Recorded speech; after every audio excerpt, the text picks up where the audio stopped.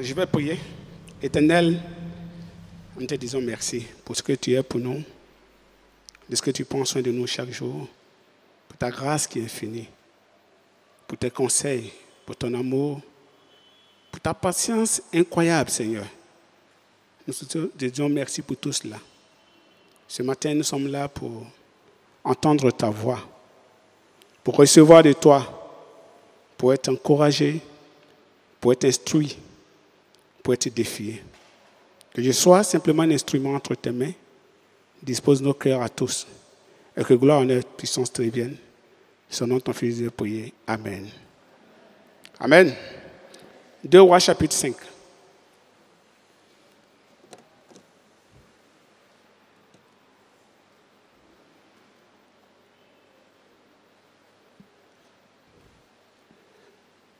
Le verset 1. 2 Rois 5, verset 1. Donc le message va servir pour le repas du Seigneur. Et puis il aura les offrandes et puis. Donc je lis. Naaman, le général en chef de l'armée du roi de Syrie. Les adolescents?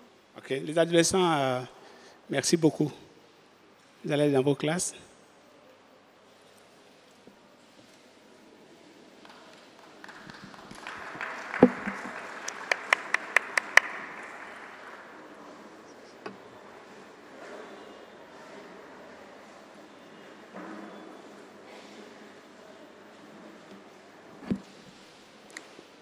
Donc ça nous a permis de prendre le temps de trouver le verset. Amen. 2 Rois, chapitre 5, verset 1. Naaman, le général en chef de l'armée du roi de Syrie, était un homme que son maître, le roi de Syrie, tenait en haute estime et auquel il accordait toute sa faveur. Car par lui, l'Éternel avait accordé la victoire aux Syriens. Hélas, ce valeureux guerrier était lépreux. En un verset, les Saintes Écritures présentent un homme. Il s'appelait Naaman. Son nom voulait dire à peu près agréable. Et on dit que cet homme était le chef d'état-major de l'armée de Syrie. C'était un grand type, n'est-ce pas? Il était estimé, hautement estimé par son roi. Il avait toute la faveur du roi. Et c'est par lui que la Syrie avait eu la victoire sur Israël. Et on dit qu'il était un valeureux guerrier. Voici qui était cet homme-là. Voici une description incroyable d'un homme, Naaman. C'était un héros pour la nation syrienne de cette époque. Comme j'ai dit tout à l'heure, un grand type pour ses parents, pour sa tribu, pour son village. C'est un grand type. C'est vrai, n'est-ce pas? Il était sûrement source de fierté pour sa famille, pour ses proches parents, son village. C'était fier. Quand il le voyait, il était fier pour ce qu'il était. Il était aussi certainement l'objet des regards et le sujet de conversation. Il était la star de chez lui. C'est ce qu'il était.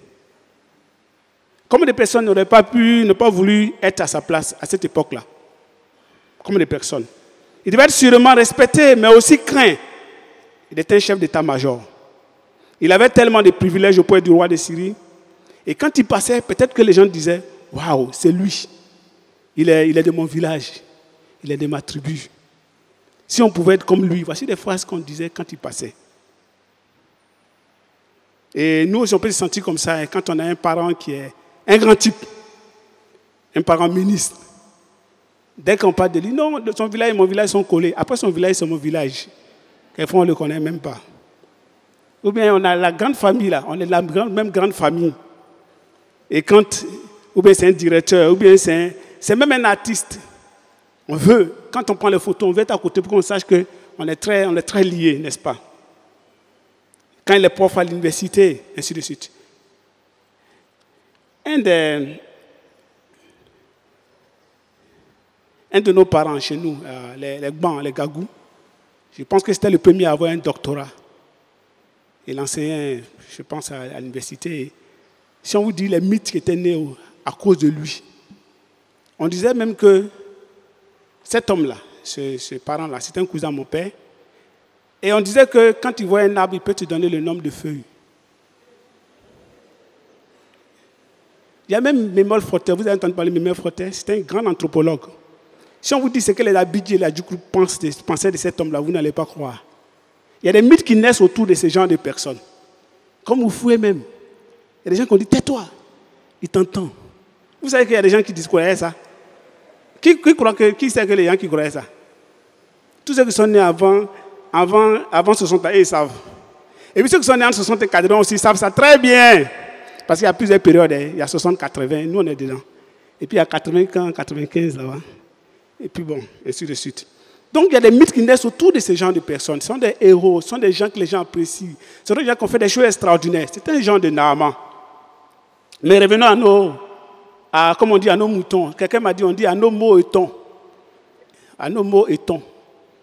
Quelqu'un m'a dit, on dit à nos mots et tons. Nous on a dit moutons. Donc revenons à nos mots et tons. On était en train de dire des mots et puis un ton. Voilà. Et ces gens de personnes, on veut être à côté d'eux, n'est-ce pas? C'est vrai, n'est-ce pas? Ces gens de personnes-là, c'est comme ça qu'on veut être. Et nous-mêmes, par exemple, quand on fait de grandes choses, on devient un peu comme une personne très importante, c'est vrai? N'est-ce pas? Mais si on lit bien ce verset-là, je reviens à ce verset 1. Il dit, Naaman, le général en chef de l'armée de Syrie, était un homme que son maître, le roi de Syrie, tenait en haute estime et auquel il accordait toute sa faveur.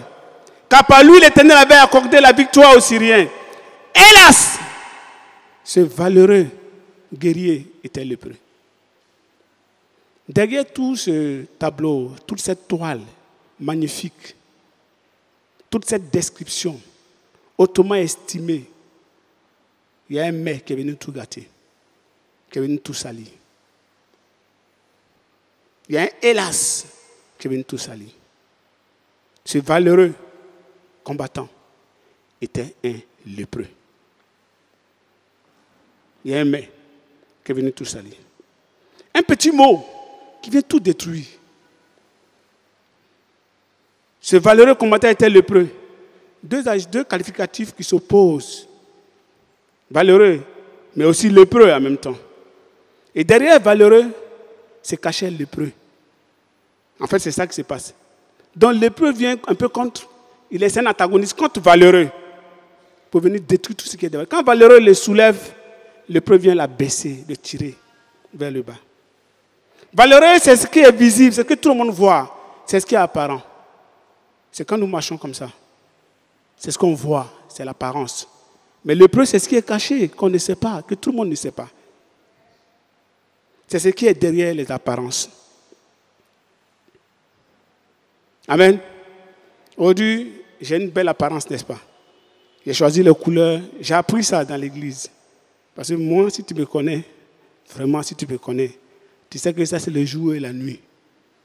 Moi, c'est jean, c'est casquette, c'est sac au dos. Ça, c'est moi. Avec les lunettes sombres, pour ne pas dire noir, quoi. Et puis l'église a transformé. Amen. Aujourd'hui, quand je suis venu, j'étais étudiant. Aujourd'hui, je suis serviteur de Dieu. Je suis bien présenté. Mais derrière toutes ces apparences-là, qui est caché? Qui est là? Quelle est la lèpre qui me ronge? Quand vous sortez, vous allez voir beaucoup de voitures là. Quand moi j'étais converti, il y avait à peine 2 voitures, 2 véhicules à la bouche du travail. Aujourd'hui, il y en a beaucoup. Mais au-delà des voitures, qui se cache? Qui est assis dedans? Au-delà de nos habits, de nos apparences, qui est-ce qui se cache vraiment? Qu'est-ce qu'on est? Qu'est-ce qui nous rend triste quand on est seul à la maison? Après avoir dansé, après avoir crié Alléluia, le Seigneur est merveilleux. On dit quoi, mon frère? Dieu bénit. Après tous les mots, toute la religiosité qu'on présente, qui est derrière cette apparence? C'est ça l'objet du message en fait. Et avec le temps, on peut être comme un Naaman, ayant accompli beaucoup de choses. On a des maisons, on a des voitures. Même quelquefois, on dit qui a la plus belle voiture, qui est la plus riche, qui a ceci. Et on devient important comme Naaman. On devient quelquefois tellement important. Avec nos diplômes, nos revenus. Et puis on peut se sentir même indispensable. Quelquefois même incontournable. Tout puissant, même dans l'église. On peut se sentir comme ça. Qu'on a ceci, ainsi de suite. Mais au-delà de toute cette apparence-là, qu'est-ce qui se cache? Amen. Je veux parler du cœur aujourd'hui. Parce que c'est important. Il n'y a pas plus important biologiquement, parmi les organes là. Je ne pense pas qu'il n'y a pas plus important que le cœur. Et spirituellement aussi, c'est vrai. Proverbe 4, 23 dit, garde ton cœur plus que tout, car ta vie en dépend. Autant physiquement que spirituellement. Notre vie en dépend. Amen. Garde ton cœur plus que tout. Au-delà des apparences, c'est au-delà de nos habits, nos beaux habits. Au-delà de nos voitures, au-delà de nos airs et nos marches assurées. Ce thème-là, c'est pour toi et moi. Ce n'est pas pour ton voisin. Ce n'est pas pour ta voisine. C'est pour toi et puis moi seulement. Amen. Ce n'est pas pour ton mari. Ah, aujourd'hui, là, on parle à mon mari. Il n'a qu'à bien écouter. Ce n'est pas pour ta femme. Ah, aujourd'hui, on parle à la femme là aujourd'hui. Ce n'est pas pour elle. C'est pour toi et moi. Amen. C'est pour nous deux seulement. C'est pour nous. Donc, comme j'ai dit, on parlait du cœur. Et l'objectif, c'est nous aider à entrer en nous-mêmes et à être vulnérables. C'est le but. J'espère que je vais atteindre cet objectif à la fin. C'est aussi susciter le désir de changer. C'est ça l'objectif. Et puis aussi, je vais proposer des voies de solutions. Je vais le faire en 4 thèmes, en 4 questions. En fait, en 4 questions plutôt. La première question, c'est quelle est ta lèpre à toi? Quelle est ta lèpre à toi? Quelle est ta lèpre? Quel est le maire qui vient salir tout? Qu'est-ce qui se cache au-delà de nos apparences, de ton apparence? Qu'est-ce qui t'attriste dans ton caractère, dans ta vie? Qu'est-ce qui salit ta vie en réalité? On sait que les lépreux étaient exclus du peuple de Dieu. Qu'est-ce qui pourrait t'exclure si on découvrait? Si Dieu devait filmer, projeter nos cœurs, rendre possible nos cœurs, qu'est-ce qu'on allait faire? On allait se faire nous tous comme ça. C'est ça là. C'est comme ça que vous allez peut-être me voir. Donc Desi là, c'est comme ça il est. Imaginez si Dieu projetait nos cœurs ici et puis on présente le cœur de Desi. Qu'est-ce qui va être mis au mur? Qu'est-ce qui va être mis au mur? Quelle est ta lèpre à toi et quelle est ma lèpre à moi? En Proverbe 14, verset 13, la Bible dit, le rire peut masquer la tristesse de cœur. Le rire peut masquer la tristesse. On peut t'entendre rire, alors qu'au fond, on est triste. Quelle est ta lèpre? Qu'est-ce qui te ronge? Naaman savait de quoi il souffrait. Il était conscient qu'il était lépreux. Et ça, c'est dire, bon, est-ce que toi aussi tu es conscient qu'il y a quelque chose qui te détruit? Est-ce que tu fais face au mal qui te ronge petit à petit? Pour certains, c'est le mensonge. On a commencé à tellement mentir qu'on est habitué maintenant au mensonge. Normalement, ça ne doit pas se dire même parmi nous. C'est-à-dire qu'un frère me parle, je dois être tranquille. Quand une soeur me parle, je dois être tranquille. Quand je parle à un frère, il doit être tranquille. Mais vous savez, c'est subtil, petit à petit. On commence à devenir comme ça. Ça peut devenir une habitude. Ça peut devenir une qualité, malheureusement. Pour d'autres encore, c'est la colère. C'est la jalousie. C'est la rancune. Les ressentiments qui durent, qui ne finissent jamais. On n'arrive plus à pardonner, à supporter les autres, même son conjoint ou sa conjointe. Pour d'autres encore, c'est l'impureté. Les films, les images qu'on regarde au départ un peu. Et puis ça grandit. Le temps de regard dure. Ainsi de suite. On se surprend en train de regarder ce qu'on ne devrait pas. Et puis ça devient une habitude. Ça, c'est une lèpre qui nous ronge petit à petit. C'est une lèpre qui nous ronge petit à petit, qui va nous détruire. La lèpre commence petit, puis ça grandit. Et ça prend. Jusqu'à ce que ça touche les autres parties du corps et ça détruit. D'autres encore flirtent avec le péché. Avec une fille, avec un homme. Tu sais que vous flirtez. J'aime pas ça. Mais on sait. La personne ressent qu'il y a quelque chose qui se passe. Ce n'est pas encore l'acte, mais elle flirte qui est là. On prend plaisir à ça. Et on est là, et on tourne en rond, on n'en parle pas. D'autres, c'est ça, c'est vrai, n'est-ce pas? Il y a une fille, un homme, on prend plaisir à courtiser, elle s'est fait courtiser. Pour d'autres, c'est ça. On sait que c'est mauvais, mais on est dedans. On prend goût, n'est-ce pas? Et après, on va plus loin, dans l'immoralité, dans l'adultère. Ça arrive 1 fois, 2 fois, 3 fois, et ça devient une habitude. Quelle est ta lèpre ce matin? Quelle est ma lèpre à moi? Jacques 1, le verset 12 à 15, c'est un verset qu'on doit connaître tous. Ça donne les étapes du péché. Et je vais lire le verset 14. Au verset 14 dit, lorsque nous sommes tentés, ce sont les mauvais désirs en nous. J'ai pris la version Semeur, c'est une version dynamique qui est très bonne, que nous portons en nous, qui nous attirent et nous séduisent. Puis, le mauvais désir conçoit et donne naissance au péché. Et le péché, une fois parvenu à son plein développement, engendre la mort. C'est des étapes, c'est un processus. C'est une tentation, c'est des luttes. Si tu confesses vite, c'est réglé. Parce qu'il y a un moment donné, il y a un point, quand tu arrives là-bas, c'est difficile de revenir, de faire marche arrière. C'est ça qu'il faut vite quitter vite avant que ça commence à se développer. Parce qu'il se développe, il te blague. Il est d'abord tapis à la porte. Et puis il cherche à entrer. Il fait les yeux doux. Non, moi ici, le péché, ce n'est rien. Ça fait quoi? Le péché, ce n'est pas grave. Ça là, ça fait rien. Ce n'est que courtiser. C'est quoi ça? Une fois mensonge, ça fait quoi? Et puis, ça se développe jusqu'à ce que ça produise la mort spirituelle. En Proverbe 30, verset 12, il dit, en fait, verset 11, il faut bien comprendre, il y a des gens qui maudissent leur père et qui n'ont pas un mot de reconnaissance pour leur mère. Ça ne m'intéresse pas. C'est le verset 12. Des gens qui se croient purs, bien qu'ils n'aient pas été lavés de leur souillure. On peut penser, mais je vais bien. Oui, je vais bien. Mais est-ce que tu as été lavé de tes souillures? Tant que tu n'ouvres pas ta bouche, tu ne mets pas la lumière, tu ne peux pas être lavé de tes souillures. Quelle est ta lèpre ce matin? Il faut en fait beaucoup d'humilité. Amen. Pour reconnaître sa lèpre. Quelle est ta lèpre? Il y a, je pense, un mois, peut-être mon époux se rappelle, 2 mois, 1 mois et demi, j'ai commencé à développer une lèpre qui n'est pas bonne.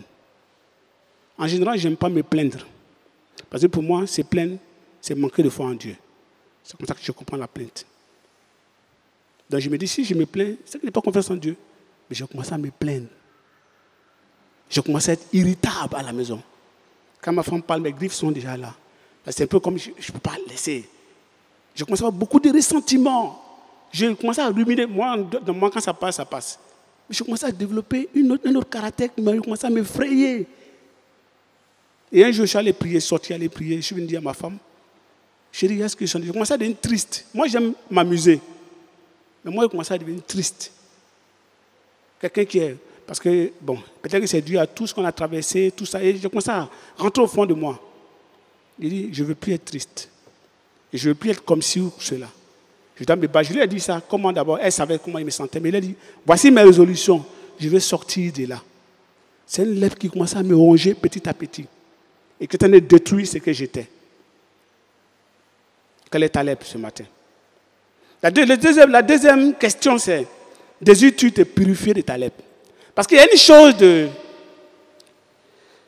savoir qu'on a ça, qu'on est malade. Il y a une autre chose de vouloir guérir. Quelquefois, on a très mal et on est malade et puis on nous dit, va aller, peut-être, non, ça va aller, ça va aller. Et on traîne avec ça parce qu'on se dit que ça va aller. 2 Rois chapitre 5, verset 2 à 5. C'est le test d'étude, hein. C'est le test qu'on va étudier en fait. Peut-être que je ne vais pas lister un passage, mais sachez que c'est l'histoire de Naaman. C'est tout. Donc après, vous pouvez lire tous les passages, parce que je ne pourrai peut-être lire tout. 2 Rois 5, verset 2 à 5. Or, au cours d'une incursion dans le territoire d'Israël, des troupes de pillards assyriens avaient enlevé une petite fille. À présent, elle était au service de la femme de Naaman. Un jour, elle dit à sa maîtresse, si seulement mon maître pouvait aller auprès du prophète qui habite à Samarie, cet homme le guérirait de sa lèpre. Naaman répéta au roi les propos de la jeune fille du pays d'Israël.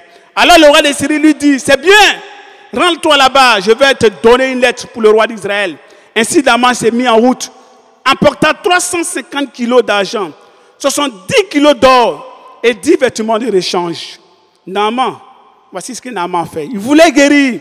Il a dû courir partout pour chercher une solution. Mais il y avait la solution à côté. Une jeune fille, une esclave. Il a été assez humble pour écouter cette esclave-là.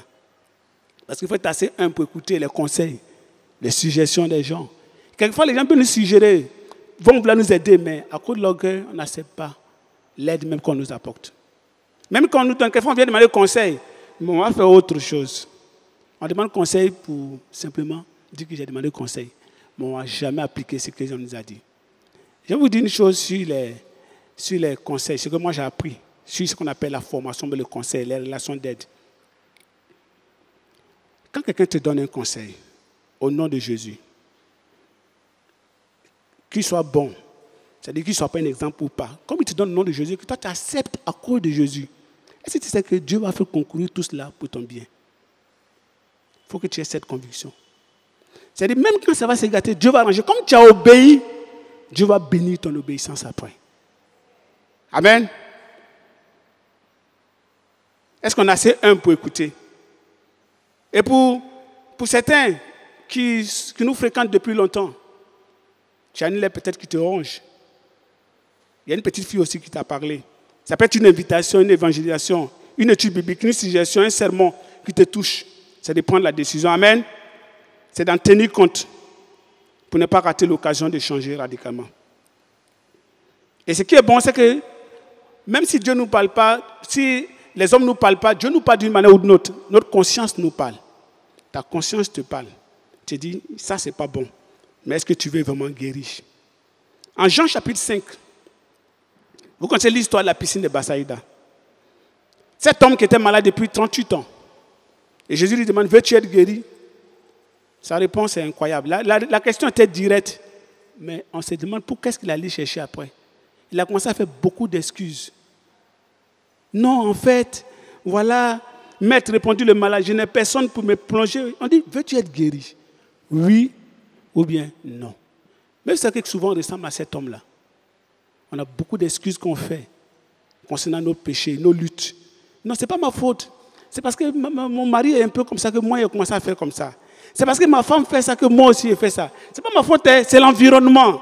L'environnement, là, non, tu ne peux pas comprendre. L'environnement, non. Et étudiant, tu ne peux pas.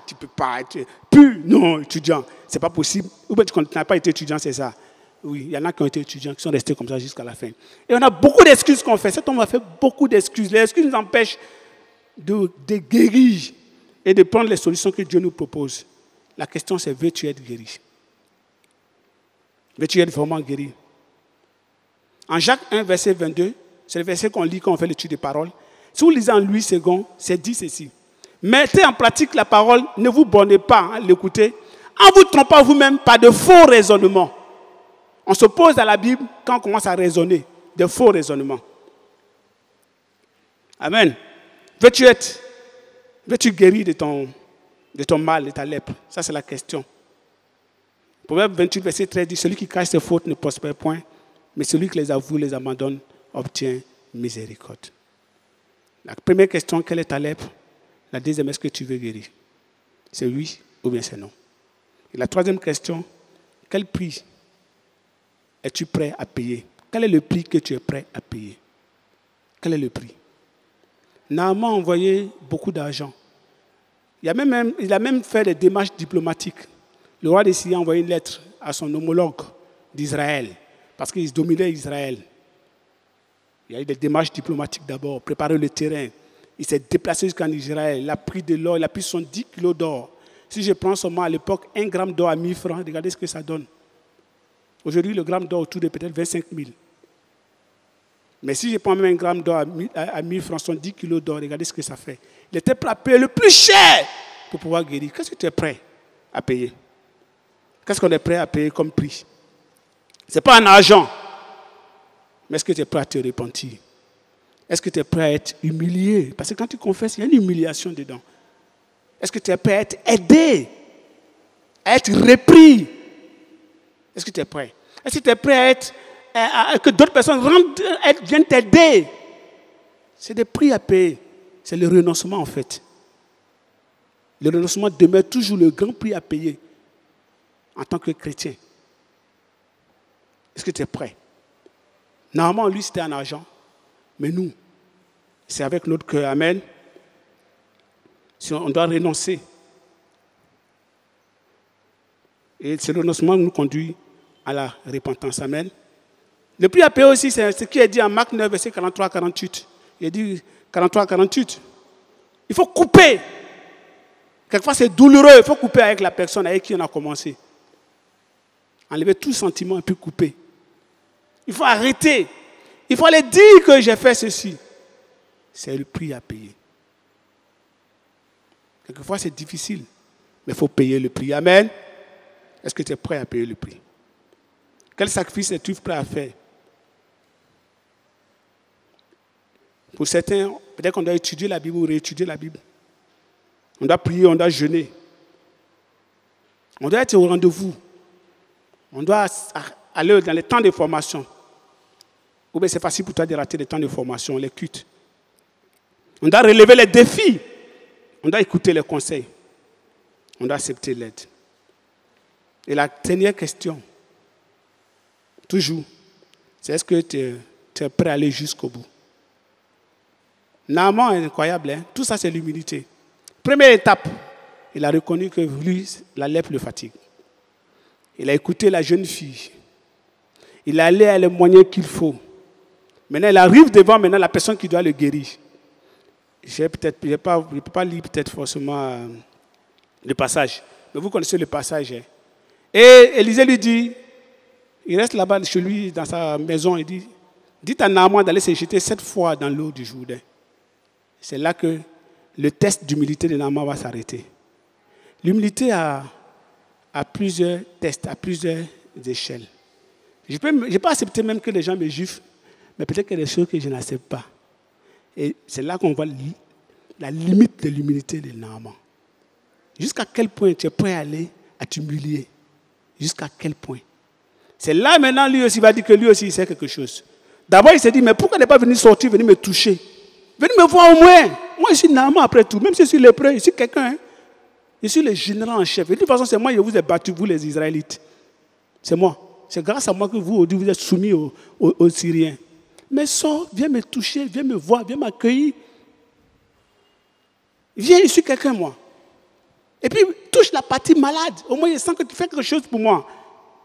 Mais j'allais me jeter 7 fois. C'est quoi votre eau Jourdain, c'est quoi? La Dama, ou bien c'est pas quoi. Tel fleuve n'est pas meilleur que votre fleuve. C'est là qu'il va commencer maintenant. C'est là la limite de son humilité. Il va commencer à donner beaucoup d'excuses. Il va commencer à raisonner. Quelle est ta limite? Est-ce qu'on est prêt à aller jusqu'au bout pour être guéri complètement? Si tu n'es pas allé jusqu'au bout, tu vas couper. Mais la racine est là. Ça va ressortir après. Si tu fais tes demi-vérités, ne t'inquiète même pas même. La racine est là, hein, comme ça. Tu ne vois plus. Ah, ça a disparu. Oh non, c'est bien. Après, ça commence ça sort comme ça. Et puis ça donne. C'est pour ça qu'il faut aller jusqu'au bout quand on veut guérir. Il faut aller jusqu'au bout. Quand tu as commencé le processus de guérison, va jusqu'au bout. Moi, j'ai un mauvais malade. Ma femme me fait ses reproches chaque fois. Quand il commence les médicaments, quand ça va un peu bien, je laisse. Après, c'est moi qui retombe encore malade. Parce que je suis pas allé jusqu'au bout. Il y a un protocole qu'on m'a donné. 2 comprimés par jour, 2 fois par jour, pendant 3 jours. Deuxième jour, quand je me suis levé, moi, je n'aime pas être malade. Ça m'énerve. Je dis, je suis couché. Je n'aime pas être couché. Ou bien assis. La dernière fois, il y a eu sciatique. Oh, ce n'est pas la sciatique qui me fatiguait. C'est le fait même de ne pas bouger qui me fatigue. J'aime bouger. Voilà. Là, il me sent vivre. Donc, quand ça va un peu, je suis levé, je suis bâti. Et c'est comme ça qu'on peut être spirituellement aussi. Amen. Ne pas aller jusqu'au bout du traitement que Dieu nous donne. Et pour certains, on peut faire une application. J'aime ce passage, il fait une application avec le baptême. Avec le salut, la conversion. On peut faire une application avec la conversion. En Acte 2, 36, 38, 37 à 38, la Bible dit se repentit, se fait baptiser. La question c'est pourquoi? Il y en a qui posent la question, pourquoi l'eau? Parce que Dieu a décidé ainsi. Dieu aurait pu dire à Naaman, jette-toi une fois. En fait, Élisée, quoi. Ce n'est pas le fait de jeter 7 fois. C'est le fait qu'il a obéi qu'il a guéri. Jésus a repris ça. Il dit il y avait plusieurs lépreux en Israël, mais seul Naaman était guéri. C'est le fait qu'il a obéi la voix d'Élysée. C'est ça qui l'a guéri. C'est là au fait aussi que nous on obéit à ce que Jésus a prescrit simplement. Repentez-vous, faites-vous baptiser et Dieu nous donne le pardon des péchés et le Saint-Esprit. Parce qu'en fait, la foi, c'est l'obéissance. La foi s'exprime par notre obéissance. Amen. Est-ce que tu es prêt à aller jusqu'au bout? Jusqu'au bout de ta guérison. De la colère, pour guérir la colère. Pour guérir toutes ces choses qui nous fatiguent. Amen. Voici l'histoire de Naaman, au-delà des apparences. À la fin, au verset 15, on dit retournant vers l'homme de Dieu avec tout son escorte. Lorsqu'il fait arriver, il se présenta à lui et voici, il reconnaît ainsi de suite. Cette histoire s'est terminée par une grande confession de foi. La fin, c'était une confession de foi. Souviens-toi aussi de la confession de foi que tu as faite le jour de ton baptême, que Jésus est Seigneur et Sauveur. Et c'est pour cela que tu vas prendre tout à l'heure le pain et le vin. Au-delà des apparences, c'est un thème qui nous concerne, toi et moi. C'est l'histoire de Naaman et notre histoire à nous deux. C'est l'histoire de celui qui cherche Dieu. C'est l'histoire de celui qui est pauvre en esprit. C'est l'histoire de celui qui n'est pas en paix à cause d'un péché. C'est ton histoire. Cette histoire peut t'aider. C'est l'histoire de celui qui veut travailler son intimité avec Dieu. Tu veux te rapprocher plus de Dieu, c'est ton histoire. C'est l'histoire de celui qui veut garder son cœur pur.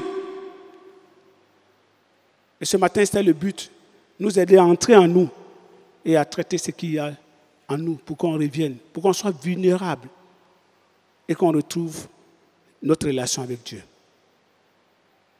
Au-delà des apparences, il peut y avoir une lèpre qui est en train de nous détruire petit à petit. Dieu peut nous bénir matériellement, mais et spirituellement, comment ça va? Dans nos relations avec Dieu, comment ça va vraiment? Quand nous témoignons, c'est les promotions, les voitures, mais quelles sont les batailles spirituelles qu'on a eues?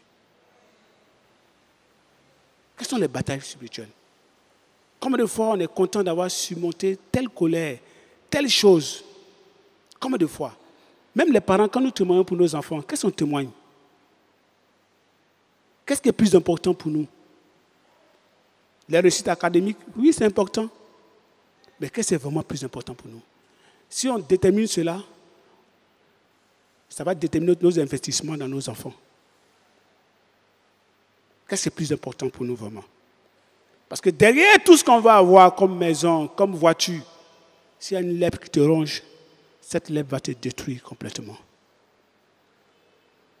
Naaman est un homme extraordinaire, mais il y a un mais, un hélas qui a détruit toute sa vie. Un hélas qui a détruit sa vie. Et c'est une chose peut-être notre vie, une bonne fois pour toutes. Ce matin, mon but, c'était de faire une étude de péché avec nous tous. Amen. Et quand on fait une étude de péché, il y a un défi, n'est-ce pas? Et le défi pour nous, toi et moi, il dit que c'est pour toi et moi, ce n'est pas pour les autres. C'est pour toi et puis moi, nous deux seulement. Le défi, c'est de trouver un jour de jeûne et t'asseoir, faire une liste de péchés. Tu sais ce que c'est. Si tu ne sais pas, il faut demander. Si on a oublié, il faut demander. Depuis 5 ans, depuis 10 ans, où est-ce que mon cœur est allé? Quelle est la lèpre qui est en train de me ronger petit à petit? C'est le mensonge, c'est les critiques, c'est les calomnies, c'est le vol, c'est l'impureté, c'est l'immoralité. On fait notre liste. Et puis aussi, on cherche maintenant une voie de son. On va voir quelqu'un qui va nous aider véritablement. On sera plus épanoui. Parce que Dieu veut qu'on ait la vie en abondance. La vie en abondance, c'est tout ça en fait. C'est qu'il nous donne matériellement, mais notre bien-être spirituel. Amen. Que Dieu nous bénisse et nous fortifie. Et merci de nous avoir donné le privilège de partager et de m'avoir écouté. Et à Dieu soit toute la gloire.